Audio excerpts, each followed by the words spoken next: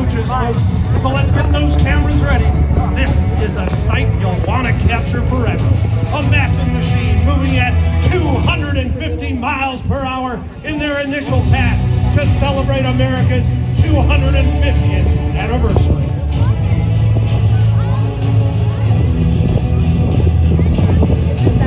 Now cast your eyes skyward, friends, and catch a glimpse of the first Hemi in this parade. Lurking above the horizon is one bodacious and beautiful behemoth, a proverbial mothership, and the king of all things airlift, the C5M Super Galaxy. I can't see it anymore. It's over that way. Yes, folks, this titan of tonnage is the undisputed heavyweight champion of the world. Did I mention I'm the commander of the 22nd Airlift Squadron, the proud guardian of this galaxy, with the 312th Airlift. Here it comes. Let's go, If I'm not allowed to have a favorite aircraft during this parade, you're welcome to cheer for a jet so big. Even Oh NASA my can God. Above it? That's right, in a galaxy far, far away. It's a Jesus C5M. Christ, that's a big airplane. That's a big aircraft. Whoa, whoa, whoa. It's a C5! Oh my God, whoa! Jeez!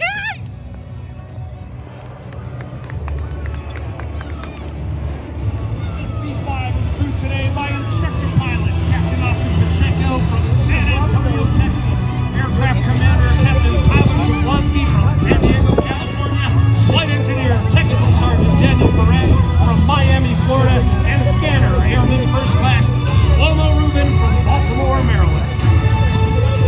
Ladies and gentlemen, the Colossus stands 6 stories tall, and it takes a crew of up to 22 to operate the flying building across continents.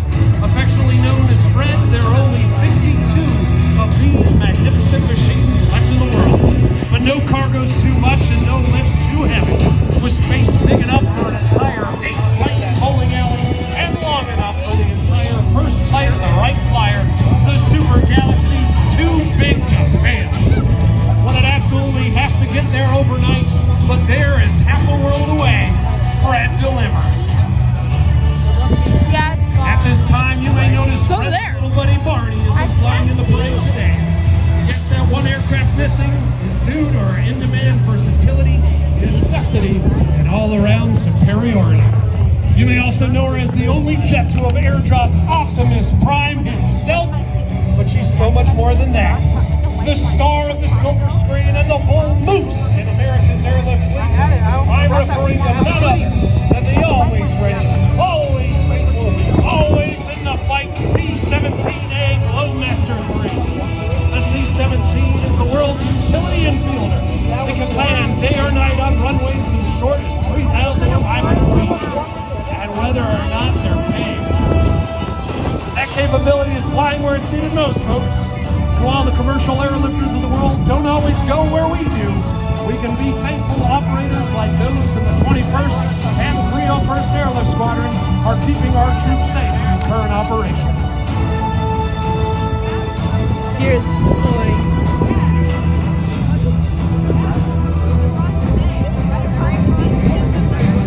And now, a final special moment has arrived with the C-5, folks.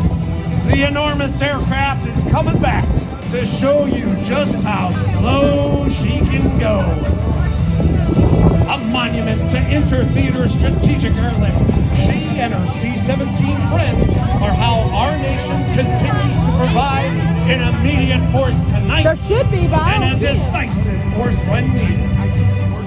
I don't think it's gonna fly.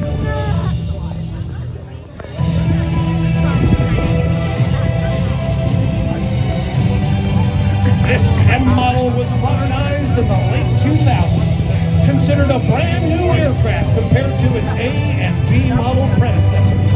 In fact, each of the C5's new CF6 engines spit out over 50,000 pounds of thrust.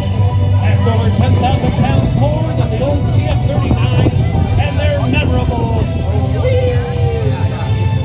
For a pilot, that's like slapping on a fifth engine.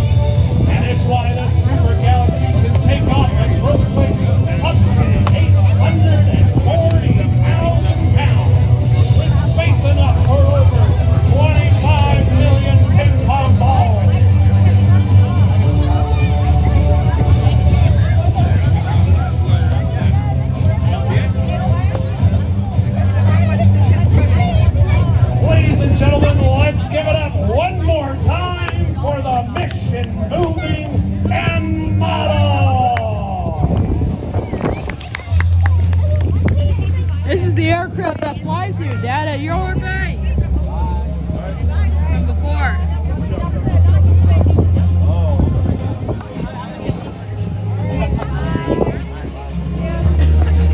gonna sound similar to a C-17 pass. I've been inside one of those things. Really? Have you flown in one? Wait, you've been inside?